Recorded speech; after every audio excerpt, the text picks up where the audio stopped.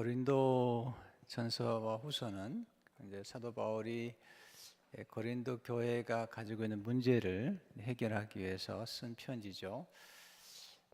편지를 사도 바울은 써서 이제 사람들의 문제나 교회 문제를 해결하는 것을 보게 되죠. 보면 이 고린도 전서 전에도 편지를 보낸 것이 분명해요. 9절에 보면 내가 너에게 쓴 편지에 음행하는 자들을 사귀지 말라 하였거니와, 내가 너에게 쓴 편지에, 그러니까 이 편지를 쓰기 전에도 편지를 썼던 것을 보게 되고요. 그리고 이 고린도 후서가 있는데 고린도 후서 전에도 바울이 고린도 교회에 편지를 보내는 것을 알 수가 있습니다. 바울은 그 성도들을 양육하는 양육 편지로 서신을 썼던 것을 보게 됩니다. 기록이란 게 참 중요한 거죠. 그 기록이 지금 2000년이 지난 다음에도 우리에게 유익이 되는 것을 보게 됩니다. 특별히 고린도 전서 후서는 교회 안에 있는, 교회 밖에 있는 것이 아니라 교회 안에 있는 문제를 해결하기 위한 쓴 편지죠. 그러니까 잘못된, 교회 안에 잘못된 것들을 바로잡기 위해서 쓴 편지인 것을 알 수가 있습니다.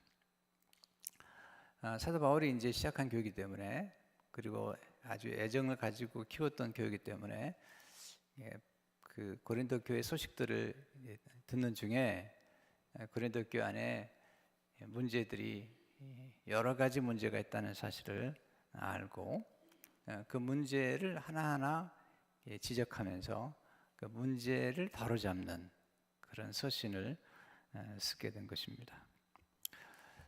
굉장히 놀라운 서신이고요. 그리고 아주 수많은 교회들이 또 어떤 문제가 생기면 고린도 전후서를 통해서 문제를 해결하는 그런 축복을 누리게 되는 것을 보게 됩니다. 근데 저는 이제 고린도서를 읽을 때마다 늘 감동하는 것은 뭐냐면, 바울이 만약에 고린도 교회가 문제가 있는 것은 좋지 않지만 문제가 없었다면 어떻게 이런 보석 같은 그런 지혜와 그리고 글을 쓸 수 있었겠는가, 남길 수 있었겠는가, 이런 생각을 하게 되죠. 역설이죠. 만약에 고린도 교회가 문제가 있는 것이 정말 잘못된 것이지만 문제가 있었기 때문에 정말 주옥 같은 이런 글들을 남기게 되었다는 거죠. 특별히 고린도서 13장 같은 장은 사랑장이라고 하는데 정말 불후의 명작이죠. 그리고 고린도 15장 같은 경우는 이제 부활장이라고 그러는데 바울이 부활에 관해서 쓴 서신이고, 그 외에도 굉장히 놀라운 글들을 남긴 것을 볼 수가 있습니다. 이것이 이제 하나님의 역설인데요. 하나님이 우리의 실수와 우리의 잘못까지도 선용을 하셔서 하나님의 놀라운 일들을 이루어 가시는 것을 보게 됩니다. 근데 이제 중요한 건, 그럼 이런 이제 교회의 모든 문제들을 이렇게 보석처럼 아무나 만들 수 있겠느냐? 그건 아니죠. 네. 수많은 목회자들이, 또 수많은 사람들이 있지만 이 문제가 바울의 손에 있기 때문에, 또 바울이 믿었던 예수 그리스도 안에 있기 때문에 이 문제가 보석이 된 거죠. 만약에 그렇지 아니했다면 결코 좋은 결과를 만들 수 없죠. 수많은 교회가 문제 때문에 무너지잖아요.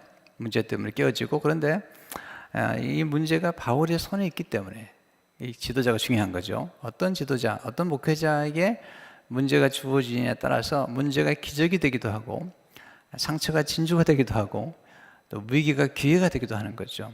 그러니까 이 디멘션이 다른 거죠. 변호사라고 다 훌륭하지 않잖아요. 어떤 변호사들은 아무도 볼 수 없다고 하는, 심지어는 판사도 어려울 거라고 하는 것을 풀어내잖아요. 또 어떤 의사 선생님들을 보면은 탁월해요. 네, 아무도 고칠 수 없다고 생각하는 것들을 찾아내서 해결하는 것들을 볼 수가 있습니다.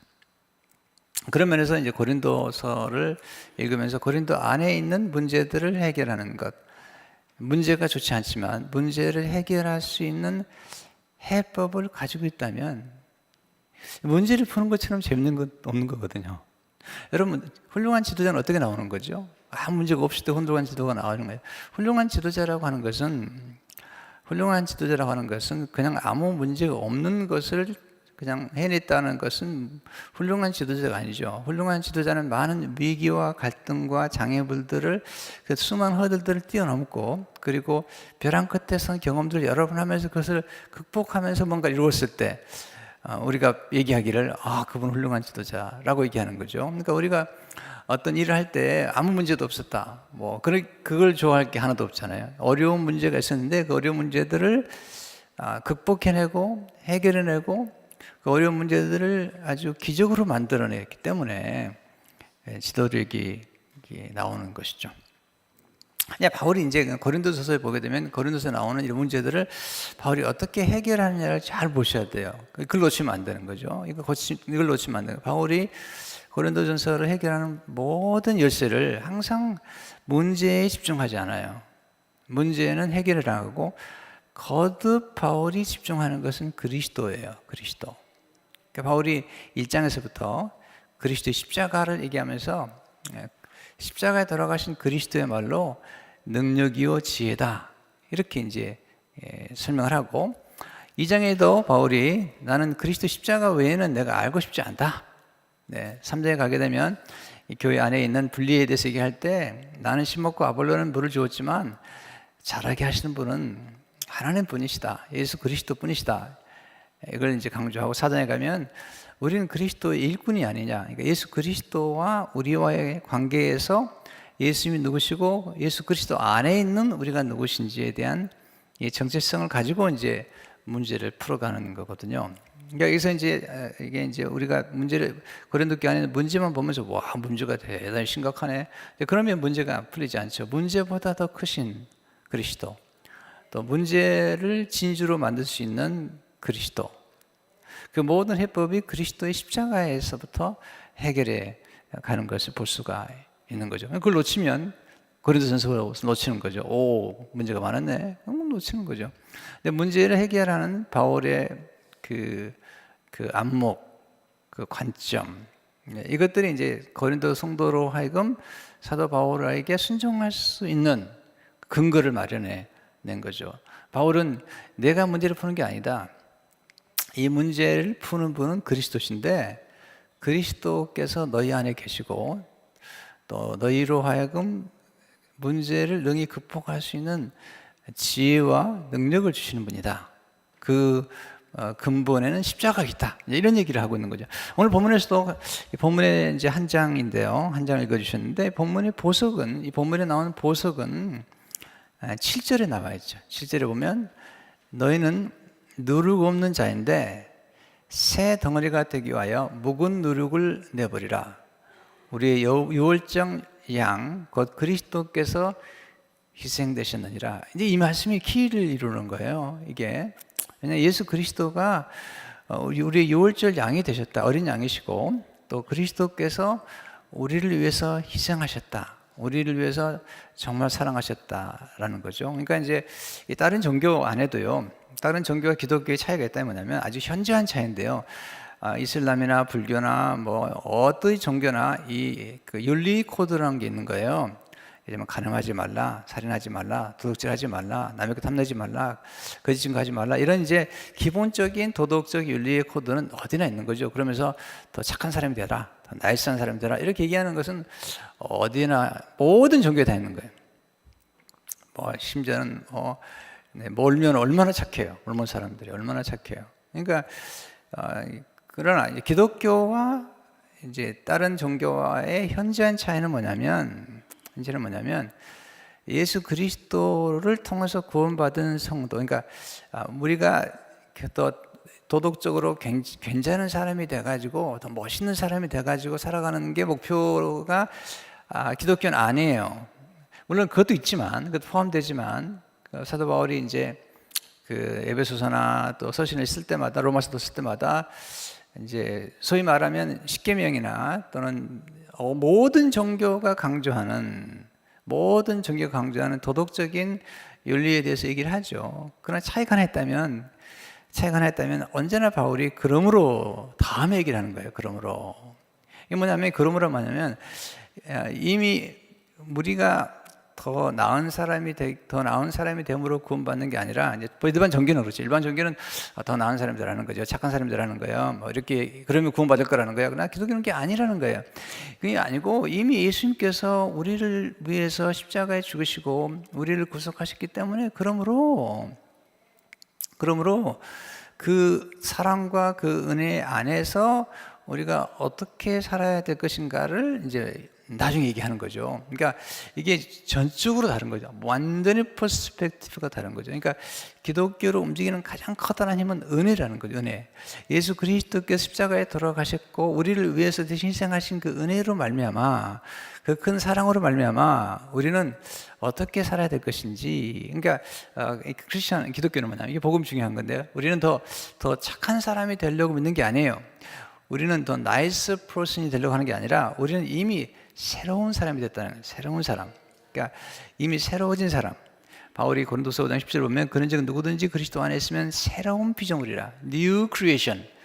이제 그건 지나버렸어요. 그러니까 우리는 더 나은 사람이 되려고 믿는 게 아니라 이미 새로워져 버린 거예요. 완전히 새로워진 사람이기 때문에 옛사람을 벗어버리고 새 사람을 입어서 살아가야 되는데 이 새로운 사람들이 모여져 있는 공동체 안에, 이 교회 안에 우리는 어떻게 살아야 할 것이냐, 구속받은 성도들이 모여있는 교회 안에서 우리는 어떻게 살아야 될 것이냐에 대해서 이제 바울이 이야기를 하고 있는 거죠. 그럼 교회 안에 그러면 뭐 새로운 사람들이 모였으니까 문제가 없느냐? 그건 아니라는 거죠. 왜냐하면 우리가 새로운 사람이 되었지만 여전히 우리 안에는 어린아이의 모습이 있다는 거죠. 많이 있다는 거죠. 그리고 계속 있다는 거죠. 네, 그러면서 어린아이들, 쉽게 하면 교회 안에 있는 영에 속한 사람도 있고 육에 속한 사람도 있고 육적인 사람도 있는데 예수 믿었지만 여전히 성령에 사로잡히지 않은 육에 속한 사람들이 아직도 있기 때문에 이들을 향해서 이제 바울이 이야기를 하고 있는 것이 이제 고린도서의 문제죠. 아니, 우리가 이제 교회 안에서 보시면 교회 안에는 바울을 포함해서 저를 포함해 가지고 아직도 미숙하고 어린애 같은 사람이 많은 거죠.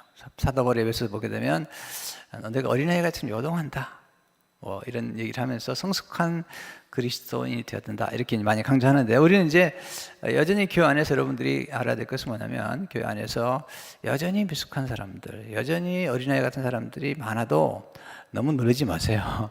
그건 당연한 거고요. 다만 우리가 이 공동체를 어떻게 세워나갈 것이며 어떻게 더 예수님의 장성한 분량에까지 성장할 것인가에 대한 관심을 가지고 보는 것이 이제 중요한 거죠. 그러니까 예수님이 이미 우리의 십자가 돌아가셨고 어린 양 예수님께서 우리를 피를 흘리셨다는 거죠. 그러니까 이제 보세요. 이 구약과 신약이 다른 게 아닙니다. 구약을 보시면요, 하나님께서 히브리 노예들을 그 당시 어린 양이죠. 어린 양의 피로 구속하셨어요. 구속되면서 어린 양을 통해서 히브리 노예들이 완전히 새로운 민족이 되는 거죠. 하나님의 거룩한 백성이 되는 거죠. 그 선상이 뭐냐면 어린 양이라는 거죠. 어린 양의 구속, 리뎀션을 통해서 완전히 새로운 민족, 또 새로운 나라, 똑같은 사람인데 히브리 노예, 바로 왕 아래에 있는 그 사탄 아래에 있었던 그 노예들이 하나님의 백성, 거룩한 나라로 완전히 바뀌는 건데, 그리고 나서 하여튼 어린 양의 피로 말미암아 자유케 된 그들을 향하여 하나님께서 십계명을 주시는 거죠. 50일 만에, 6월절 지난 50일 만에 십계명을 주시는 거예요.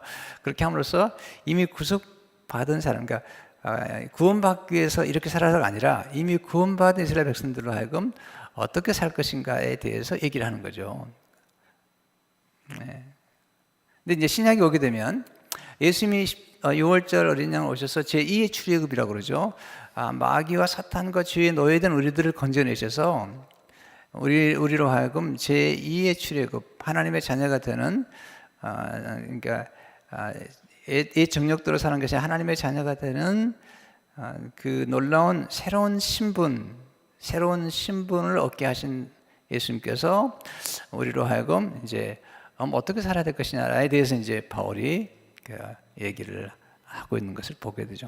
그러니까 이제 일반 종교도요 보면 놀라운 게 많았어. 우리나라도 보면은 그 옛날 고서나 또 그 중국의 사서삼경이나 이런 거 보면요, 이 도덕적인 게 굉장히 탁월합니다. 노자나 공자나 뭐 맹자나 장자나 뭐 대단하거든요.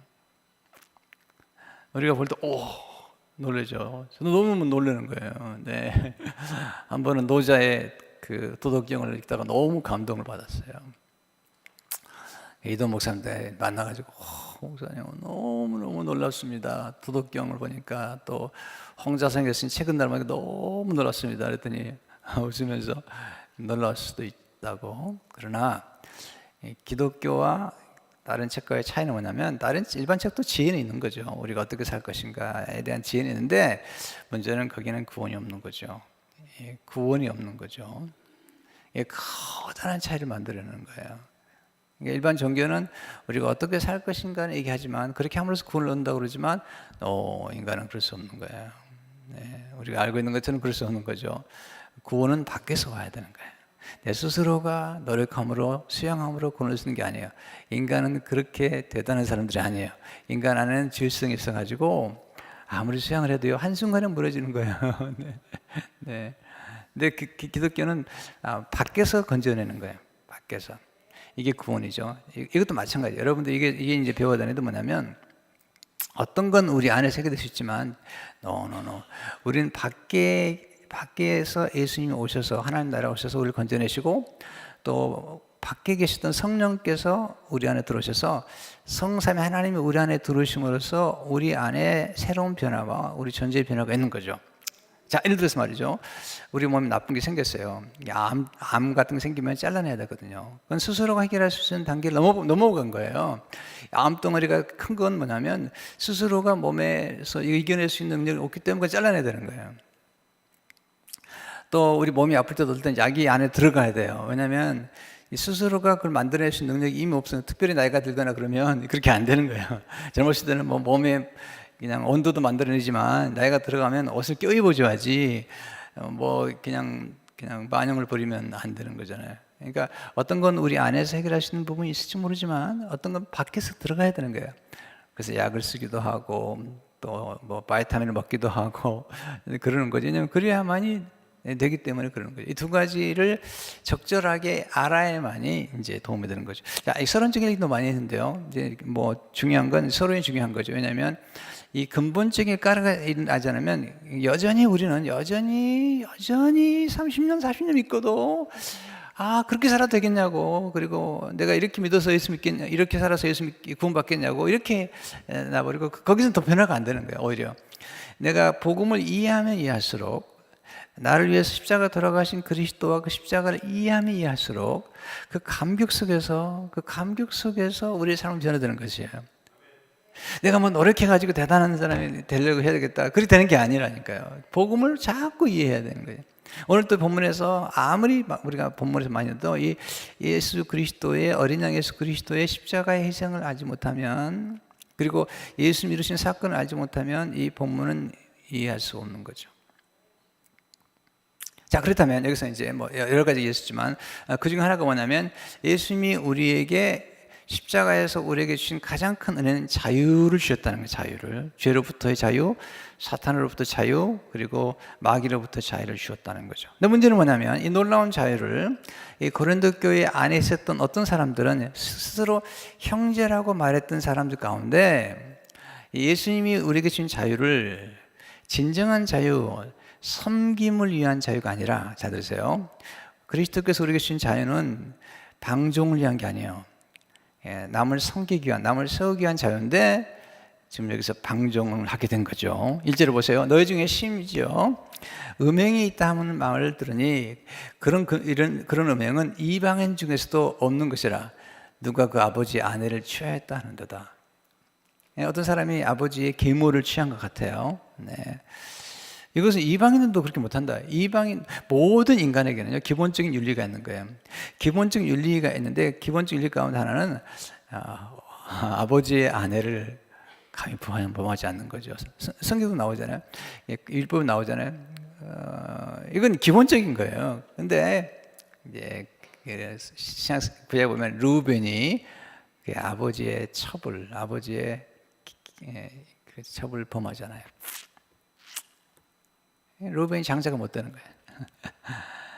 신약에 오게 되면 이제 이런 사람이 있다는 거죠. 심지어 음행이 있다는 걸 들었는데, 야, 이거 이방인 중에도 이런 일을 못 들어봤다. 어떻게 교회 안에서 그럴 수 있겠냐. 이렇게 이제 바울이 이야기를 하는 거죠. 문제는 뭐냐면 2절에 그리하고도 너희가 오히려 교만하여져서 어찌하여 통한 여기지 아니하고 그 일 행한 자를 너희 중에서 쫓아내지 아니하느냐. 너희가 이걸 죄로 여기지 않는다는 거예요. 여러분 보세요. 이게 문제죠. 죄로 여길 수 없는 이런 눈이 어두워져 버리면요. 죄가 얼마나 무서운지, 얼마나 더러운지, 얼마나 추한지, 얼마나 파괴적인지 칼라일이 그런 얘기했습니다. 죄가 얼마나 추한지, 얼마나 악한지를 깨닫지 않으면 안 된다. 동시에 거룩이라는 것이 얼마나 아름다우며, 얼마나 유쾌하며, 얼마나 사랑스러우며, 얼마나 즐거운지 이 두 가지를 정확하게 깨닫지 못하면 인간은 파괴되고 만다는 거죠. 자, 다시 한번 말씀 들어보세요. 여러분이 죄가 얼마나 나쁜지, 얼마나 사람을 망가뜨리고 가정을 망가뜨리고 교회를 망가뜨리고 사람을 추하게 만들고 사람에게는 모든 잠재력을 빼앗아가 버리고 교회 안에 있는 거룩한 공동체를 더럽히는지를 정확하게 알면 알수록 어린 죄를 싫어하게 되고 미워하게 되죠. 죄를 떠나게 되죠. 동시에 거기서만 머물면 안 됩니다. 죄가 얼마나 싫은가를 아는가. 이 죄와는 상반되는 거룩이라는 것이 얼마나 우리를 유쾌하게 만들고 얼마나 거룩한 쾌락 속으로. 하나님은 쾌락을 절대로 반대하지 않습니다. 쾌락을 만드신 하나님이기 때문에, 또는 여기 나오는 성적인 얘기를 하는데, 하나님께서 인간에게 주신 놀라운 선물 중에 하나가 이 성생활이라는 거거든요. 이게 뭐냐면 연합이에요. 연합과 친밀함의 관계에서 오는 거기 때문에, 또 인간의 주신 여러 가지 쾌락이 있잖아요. 그 쾌락은 단순하게 뭐 결혼 생활에서 보는 게 아니라 혼자 사는 사람도 많으니까. 그러나 중요한 것은 뭐냐면 어떤 연합의 상태, 예수님 같으면 제자들과의 어떤 그 친밀한 우정, 프렌십, 사랑, 이게 우리 인간을 만들어가는 거거든요. 근데 이제 이건 문제가 생겼죠. 왜냐하면 음행이라는 것은 하나님이 주신 쾌락을 잘못된 방법과 잘못된 대상으로 지금 쾌락을 누리고 있는 거죠. 이건 죄라는 거죠. 하나님이 우리에게 쾌락을 주셨어요. 지적인 쾌락, 또는 어떤 일을 하면서 너무 재밌는 거예요. 거기서 오는 쾌락, 또는 친구 간에서 우정을 나누는 쾌락, 또는 결혼 생활에서 부부 간의 성생활을 통해서 주는 쾌락, 이런 것들은 is permissible and 허락했을 뿐만 아니라 그것은 즐기라고 주신 거예요. 그건 하나님이 절대로 that's God's idea, 하나님의 아이디어죠. 이걸 많이 정지해버린다면 그건 기독교인이 아니죠. 네. 욕망, 기본적인 가장 우리에게 주신 기본적 욕망을 넘는 것, 그게 문제죠. 욕망 자체를 기독교는 절대로 말살하지 않습니다. 불교는 말살할지 모르죠. 기독교는 안 말살해요. 기독교는 건전한 욕망을 건전한 사람에게, 건전한 대상에게 이루어가는 것. 예를 들자면 식욕이나, 여러분 먹는 게 얼마나 중요한데요. 얼마나 재밌어요, 먹는 게. 또는 성욕이나, 또는 성취욕이나, 또 건전한 소욕이나 이런 것도 좋은 거죠. 문제는 뭐냐면 이게 바운더리를 넘어가는 거예요. 보세요. 마귀는요, 이 울타리가 얼마나 중요한 걸 알잖아요. 울타리가. 그래서 이제 하나님이 욥에게 얘기하죠. 욥에게 얘기하죠. 사탄에게 욥을 자랑하잖아요. 욥이 얼마나 놀랍냐. 내가 보니까 욥은 대단하잖아. 그렇게 나를 경외하는 게 없지 않느냐. 그랬더니 이 마귀가 굉장히 놀라운 얘기를 하는 거예요. 사탄이요. 이게 이제 비밀이에요. 사탄은요, 이 세상에서 존재하는 그 영물 가운데 정말로 잘못되게 영특한데요. 그러나 진짜로 모든 걸 아는 게 존재죠. 그래서 사탄이 얼마나, 욥기 1장 10절에 보면 주께서 그와 그의 집과 그의 모든 소유물을 울타리로 두르심 때문이 아니니까. 울타리, 바운더리죠. 주께서 그의 손으로 하는 바를 복되게 하사 그의 소유물이 땅에 넘치게 하셨습니다. 이게 이제 예정한 울타리 안에서 하나님 축복을 주시는 거죠. 여러분, 결혼이라는, 남자와 여자와 결혼이라는 그 울타리 안에서 부부 생활하는 것 자체는 하나님이 정말 기뻐하시는 거라는 거야. 팀 켈리 말에 하면 하나님이 부부 사이에서 함께 성생활 나눈 것을 너무 보는 걸 즐거워하신다는 거예요. 왜냐하면 that's God's design, 하나님께 만드셨기 때문에. 어떤 사람들은 부끄러워하고 그걸 더러워하고 그러는데 no, 그게 아니라는 거죠. 문제는 가정이나 울타리를 넘어서서 남의 걸 빼앗거나 아니면 잘 들으세요. 아니면 남의 걸 빼앗거나 아니면 커미트먼트 하지 않고, 그러니까 사랑은 원래 여기서 이제 자유의 문제와 함께 사랑의 문제가 나오는 건데요. 이게 참 오늘 아침에 진짜 기가 막힌 메시지를 나누는 거예요. 자유의 문제와 사랑의 문제를 나누는데 사랑의 문제는 뭐냐면 이런 거예요. 사랑의 문제는 뭐냐면 사랑이라는 것은 보세요. 이건 지금 남의 여자를 아무 여자나 또 그것도 아버지 여자를 취해서 음행하는 것은 이건 사랑이 아니라는 거예요. 이것은 욕망이라는 거예요. 자, 내 설교 때 얘기했지만 보세요. 우리가 얘기하잖아요. I love chocolate. 그건 러브가 아닙니다. 그것은 먹어버리잖아요, 초콜릿을. 여러분, 사랑은 먹어버리는 게 아닙니다. I love chocolate. 어떤 사람은 그렇게 얘기하더라고요. 너무 사랑스러우니까 상대방이 깨물어버리고 싶어요. 너무 예뻐서 깨물어버리고 싶어요. 여러분, 그건 사랑이 아닙니다. 확 먹어버리고 싶어요. 그건 사랑이 아닙니다. 욕망이지. 사랑이라는 것은 다다스 윌라드 목사님 이렇게 사랑의 교수님은 사랑이라는 것은 상대방을 유익하게 하는 것이다. 상대방을 유익하게 하는 것이며 상대방을 아름답게 만드는 것이며 상대방의 필요를 채워주는 것이며 상대방을 성장에 만들어주는 것, 상대방을 배려해주는 것, 이것이 진짜 사랑이잖아요. 근데 먹어버려요? 네. 우리 사람은 다 먹어버리잖아요. 뭐 선악과도 따먹고 여자도 따먹고. 여러분 보세요. 이게 사랑이 아닙니다. 정말 사랑한다면 그게 아니잖아요. 그러니까 사랑이라는 것은 하나님이 우리에게 주신 진정한 사랑이라는 것은 바운더리 안에서도 사랑할 뿐 아니라 그 바운더리 안에서도 상대방을 배려하면서 상대방을 존중하면서 그런 사랑이 진짜 사랑이라는 거죠. 근데 이 문제는 뭐냐면 이 사람의 문제는 뭐냐면 아버지 아내를 취한 것 그 자체가 잘못된 거예요. 특별히 하나님께서 음행에 대해서는 아주 나쁘게 다루잖아요. 음행이 뭐냐면 이제 6장에 가면 나오지만 6장에 가면은 5장 6장 가면은 바로 그 얘기 하잖아요.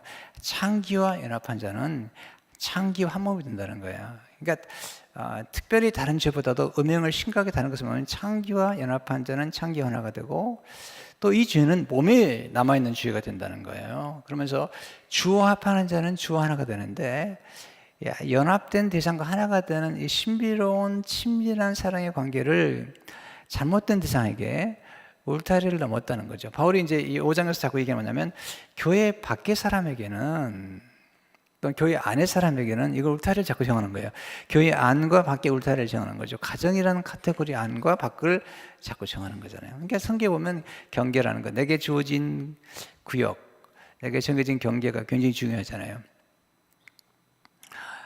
그런 것처럼 지금 이 5장의 문제와 계속되는 문제가 뭐냐면 그런 문제죠.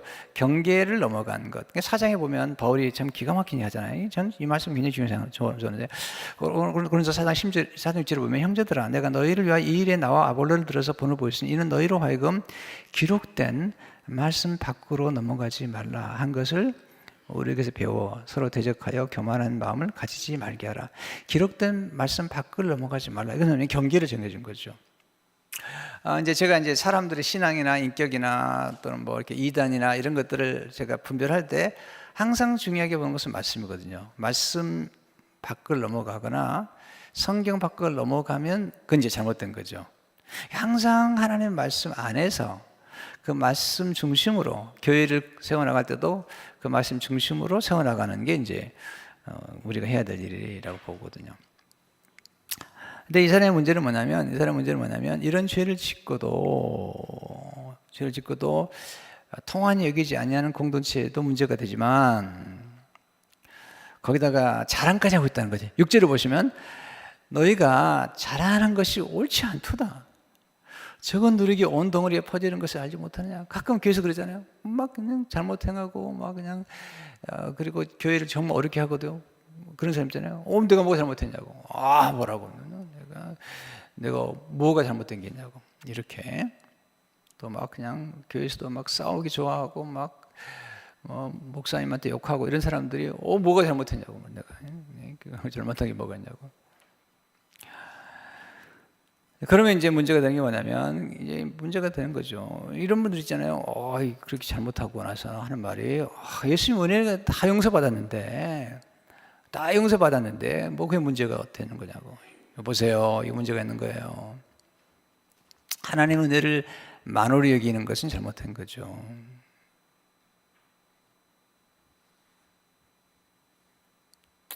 그러니까 죄를 짓고 잘못했다는 건 너무 죄책감 속에 사는 사람에게는 주님이 당신을 용서하셨다고 이해할 수 있죠. 그러나 너무 하나님 은혜를 만홀히 여기면서 그럼 뭐가 잘못됐냐고. 네. 다 용서받았는데 이제 그러면 문제가 있는 거죠. 문제가 생기는 거잖아요. 네. 바울이 얘기한 게 뭐냐면, 너희가 왜 공동체를 더럽히느냐, 그리고 오히려 잘못한 걸 가지고 자랑까지 하느냐, 이런 얘기를 하는 거죠. 그러면서 이제 아주 엄격하게 얘기하잖아요. 3절에 보시면, 내가 실로 몸으로는 떠나 있으나 영으로는 함께 있어서 거기 있는 것 같이 이런 일을 행한 자를 이미 판단하노라. 4절에 보면 주 예수의 이름으로, 이제 바울이 얘기하는 거죠. 바울은 굉장한 권위가 있는 거예요. 네.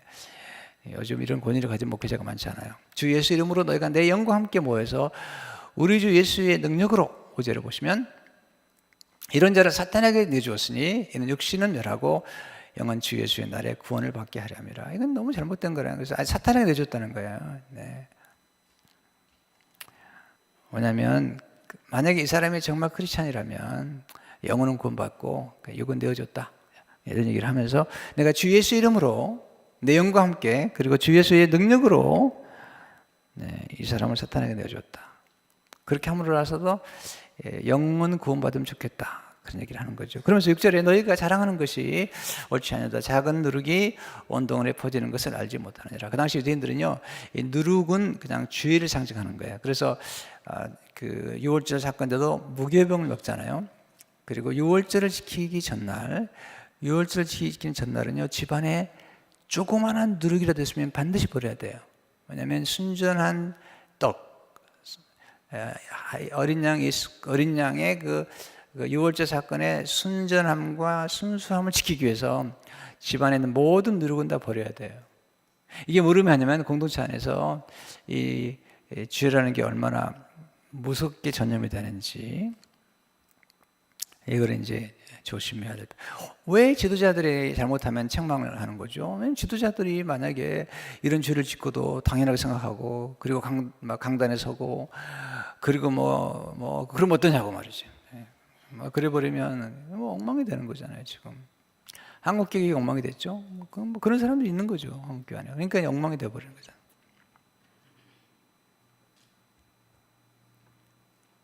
보세요, 자유는 방종이 아닙니다. 자유라는 것은 섬김을 위해, 바울이 좀 대단한 사람이죠. 바울이 보면 그런 부분에서 정확하게 얘기하잖아요. 갈라디아서 5장 13절에 보면, 형제들아, 너희가 자유를 위하여 부르심을 입었으나 그러나 그 자유로 육체의 기회를 삼지 말고 오직 사랑으로 서로 종노릇하라. 하나님 우리 자유를 주신 것은 우리가 서로 사랑으로 종노릇하고 섬기기 주신 것이지 방종하라고 준 게 아니라는 거예요. 네.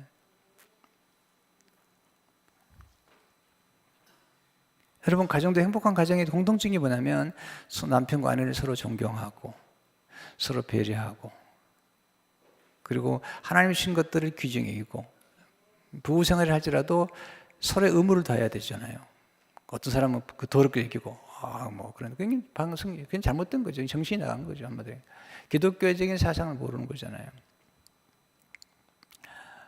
그래서 서로 섬기고 서로 배려하고 이런 게 중요하잖아요. 섬김을 위해서 결혼한 것이지 내 행복을 요구하는 거. 보세요, 왜 음행이 나쁜 거죠? 내 욕심을 채우고 있다는 거잖아요. 상대방을 배려하지 않고. 또 사랑이라는 것은 헌신이 반드시 들어가야 되는 거예요. 여러분, 결혼 생활이 왜 어렵죠? 결혼 생활은 헌신이 필요한 거예요. 내 욕심만 채우려고 하는 건 결혼이 아니에요. 그것은 그런 생활하는 게 아니라니까요. 그러니까 문제가 생기는 거잖아요. 내가 결혼 생활한 날부터 상대방의 행복을 위해서 내가 존재하는 거예요. 상대방을 섬기기 위해서 내가 존재하는 거예요. 상대방이 잘 성장할 수 있도록. 아내는 남편을 내조하고 또 남편은 아내가 잘 성장해서 예수님께서 말씀하신 것처럼 신부는 거룩하고 아름답고 흠이 없게 더 아름답게 만들어가기 위해서 그게 신랑과 신부가 할 일이잖아요. 하여튼 아멘도 안 하시고 하여튼 아침에도 이렇게 열심히 설교를 해도 아멘 할 생각을 하나도 안 하시고 멍하게 듣는지 그런지 모르겠네요. 할렐루야. 네.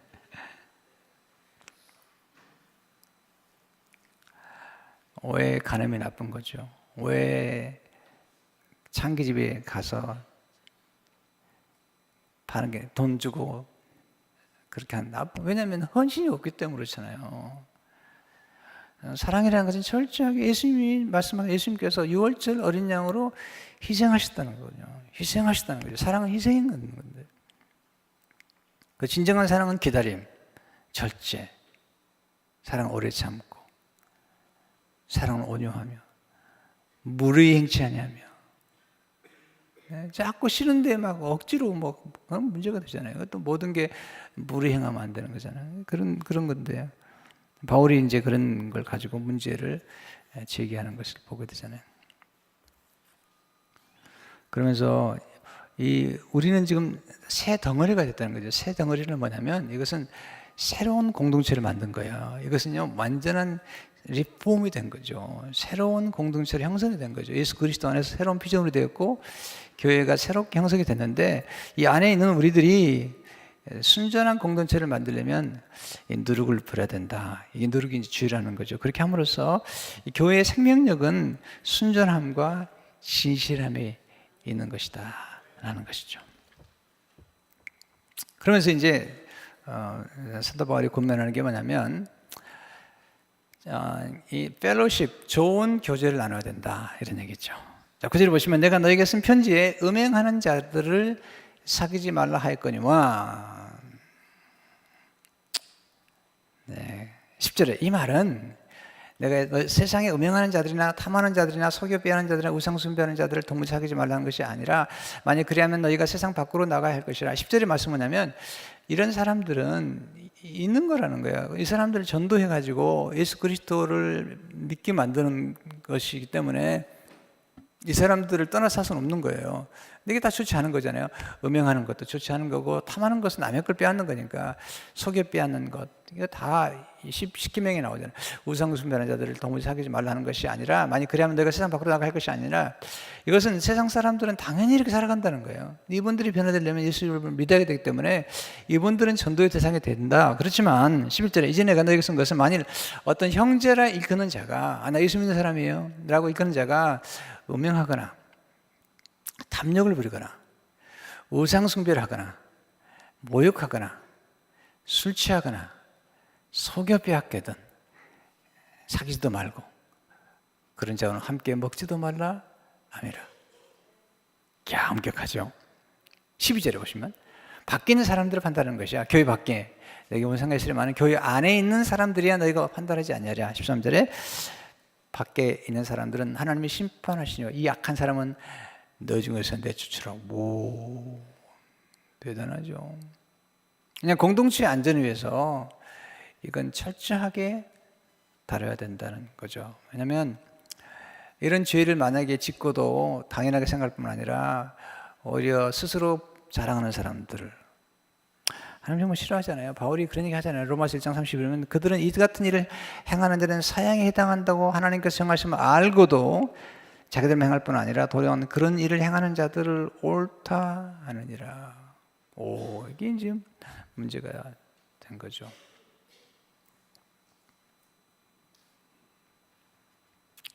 자, 여기서 이제 오늘 말씀을 좀 정리해 드리면요. 날씨 춥죠? 네, 좀 일찍 끝내 드릴게요. 네.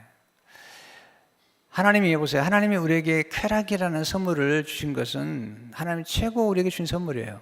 쾌락 자체가 잘못된 거 아닙니다. 지적인 쾌락 얼마나 놀라워요. 깨달을 때 아 그렇구나. 오 얼마나 좋아요. 배울 때 경험하는 쾌락 너무너무 놀라워. 너무너무 놀랐죠. 제가 최근에 읽은 책 중 하나가 그 39세의 주부께서 결혼 생활이 어려운 거예요. 뭐 결혼 생활에 환상을 가졌는데 어느 날 갑자기 남편이 실직을 당해 들어왔는데, 야 기가 막힌 거죠. 남편이 집에만 있는 거죠.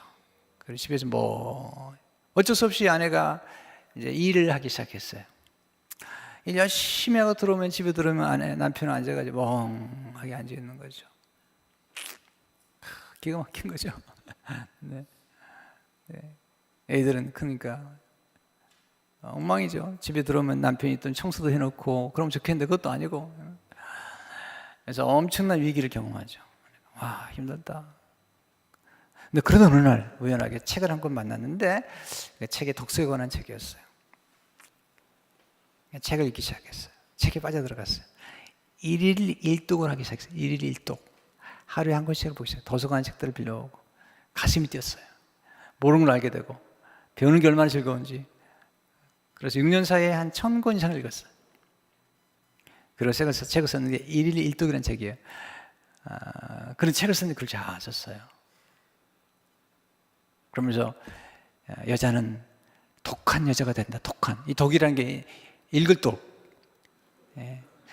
읽을 독이란다. 그냥 독한 여자가 아니라 이 책을 읽는 독한 여자가 된다. 그렇게 하면서 본인의 삶인데 보면 이제 예수 믿는 사람 같지는 않은 것 같은데요. 이제 제가 깨달은 게 뭐냐면 이런 거죠. 이야, 이게 지식의 즐거움이라는 게 얼마나 놀라우면, 이 지식이 주는 즐거움이 얼마나 놀라우면 도대체 이토록 좋아하는 걸까? 인문학적인 일반 지식만 가지고도 이렇게 즐거워하다니. 우리는 최상의 지식을 가지고 있잖아요. 제가 이제 1년 내내 설교하겠지만 아주 고상한 지식, 그리고 가장 아름다운 지식, 가장 우리 삶을 유쾌하게 만들고 영원한 즐거움을 주는 이 놀라운 지식을 우리는 가지고 있는데, 성경이 그런 성경이잖아요. 얼마나 놀라워요. 근데 일반 책만 보고도 저렇게 흥분을 하는데, 이게 이제 요즘 에듀테이너먼트란 말을 썼는데요. 이렇게 공부를 통해서 즐거움을 주는 거죠. 음악이 주는 즐거움을 놀라요. 음악이나 예술이 주는 즐거움 얼마나 놀라워요. 예술 하는 분 보세요. 얼마나 놀라요. 드라마랄지, 또 소설이랄지, 또 연극이랄지, 또는 연주랄지, 이런 얼마나 놀라운 즐거움을 주는지 모르잖아요. 우리 삶 가운데. 그 외에도 많죠. 운동하는 즐거움도 놀랍죠. 음식 먹는 즐거움 너무 좋아하는 분들 많아요. 그냥 음식 나오기 전부터 침이 척척 마르고, 이렇게 그냥 라면 생각하면 너무 즐겁고, 밤 10시에 라면 끓여서 노란 냄비 뚜껑 위에다가 그냥 김치 착 얹어가지고 거기서 쭉 섞어가지고 그 만들어낸 그 고추장에다가 그 고기 한 인씩 씹히는 그 맛에 그냥 너무 맛있는 거죠. 웃지도 않으셔. 하여튼 내가 여러분을 웃겨보려고 이렇게 노력하는데 진짜 힘들어. 네, 너무 즐거운 거잖아요. 또 아이들이 잘하는 걸 보는 즐거움. 아이들 키우는 게 힘들죠. 그러나 아이들이 어려움을 겪지만 이 어려움을 더 이겨내는 거죠. 또 누가 도와주기도 하고, 이걸 또 보는 즐거움이 놀라운 거죠. 또 돈 버는 즐거움, 놀라운 거예요. 네, 밤새 돈을 세는데요, 너무 재밌대요. 네, 피곤한지 모른대요. 네, 사업의 즐거움, 사람을 키우는 즐거움, 영적인 즐거움 참 놀랍죠. 기도하는 가운데 경험하는 그 최상의 즐거움들, 하나님과 하나가 되는 즐거움들. 왜 신부들이 그렇게 결혼도 안 하고 가겠어요? 하나님과의 하나된, 하나님으로부터 받는 그 놀라운 그런 사랑. 그래서 그렇게 얘기하잖아요. 신부들이 그렇게 얘기하잖아요. 하나님이 자기를 유혹했다는 거예요. 서디스. 이것은 뭐냐면요, 성적인 표현을 쓰는 그것에서 사용하는 표현을 쓰는 거예요. 신부들이 하나님이 날 유혹했다는 거예요. 네. 신랑의 신부를 그런 관계 속에서 들어가는 거죠. 그러니까 남자 여자가 합의라는 이상으로 영적으로 하나가 되는 경험을 하기 때문에 거기서 그 모든 어려움을 이겨내고 살아가는 것이죠. 잘 들으세요. 하나님 우리에게 쾌락을 막은 건 아니라는 거죠. 결혼 생활에서 느끼는 여러 가지 즐거움들이나 성적인 건 막힌 게 아니죠. 만약에 그런 것들, 성취욕 이런 것들을 만약에 하나님 내게 금메달을 기도하는 건 미숙할 뿐만 아니라 기독교의 정서를 모르는 거죠. 우리는 다만 성령 안에서 일정한 바운더리 안에서 그것도 절제와 함께 주어지는 즐거움. 여러분 보세요. 아침을 먹었는데요. 점심 때까지 중간에 막 초콜릿도 먹고 아이스크림도 먹고 그러면요. 점심 맛이 없잖아요. 근데 딱 중간에 아무것도 안 먹어요. 그럼 점심이 기다려진다고요. 이해가 안 되나 본데 다시 설명하겠어요. 여러분들이 이제 오늘 밤에 밤새도록 드라마 보고 연습곡 보고 그리고 이제 내일 아침에 교회 오면 갑자기 그냥 영화배우가 앞에 서 있는 거예요. 강진 목사가 서 있는 게 아니라 영화배우가 서 있는 거예요. 그러니까 말씀이 안 들어오는 거예요. 정말 하나님의 말씀이 만약에 들으려면 금요일, 주일, 토요일 밤은 조금 절제를 해야죠. 밤새 보고 또 보고 또 보고 그리고는 주일에 오면 앉으면 자는 거죠. 그러니까 진짜 주 음식을 먹지 않고 그냥 정크푸드를 다 먹고는 말씀이 목사님 말씀 은혜가 없다고. 목사는 죽으라고 설교 준비해가지고 오니까 그냥 다 자꾸부터 먹고 여러분 그러면 안 됩니다. 여러분들이 토요일이면 조금씩 주무시고 또 밤에 성경도 보시고 성경도 암송하시고 또 밤에 하나님 주일날 은혜 받게 해주세요. 또 목사님 위해서 기도하고 하나님 우리 목사님 성령 충만하게 해주시고 설교를 할 때 기름 부음 있게 해주시고 그렇게 해야 준비하고 또 주일날은 이제 부부가 서로 얘기를 해야죠. 우리 주일날만은 싸우지 맙시다. 내일 싸웁시다.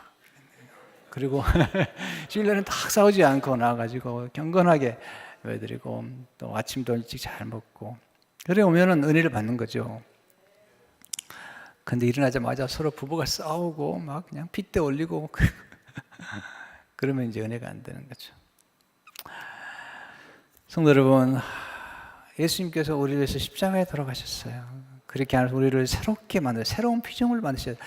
더 better person이 아니에요. 더 better person, 더 나이스하게 우리를 만든 게 아니라 new creation으로 만드셨어요. 할렐루야. 우리를 완전히 자유케 하셔서 그 자유는 방종이 아니라 진정한 섬김. 그것도 울타리 안에서 말씀 안에서 그리스도 안에서 엄청난 많은 축복이 있는 거죠. 그리고 진정한 사랑, 진정한 사랑, 헌신과 남을 배려하는 성숙한 사랑으로 지정하셨는데 욕심과 욕망으로 그냥 너 내 거야. 그러면 침뱉는 듯이 사랑하는 건 아니죠. 아주 미숙한 사랑이죠. 내가 당신 먹어버리고 싶어. 쪼꼬리신가 먹어버리게. 그건 아니잖아요. 진정한 사랑은 상대방을 유익하게 하고 상대방을 섬기면서 그리고 그 안에서 진정한 사랑하는 것, 이 사랑이죠. 성도 여러분, 예수님께 거듭 들어가야 됩니다. 그리고 복음을 자꾸 들어야 됩니다. 그리고 내가 구원받음으로 하나님의 자녀가 되었고 성령에서 주시는 성령이 주시는 놀라운 기쁨과 그리고 하나님의 그 즐거움들을 있다는 것을 기억하는 것이 좋습니다. 우리 찬송을 할까요?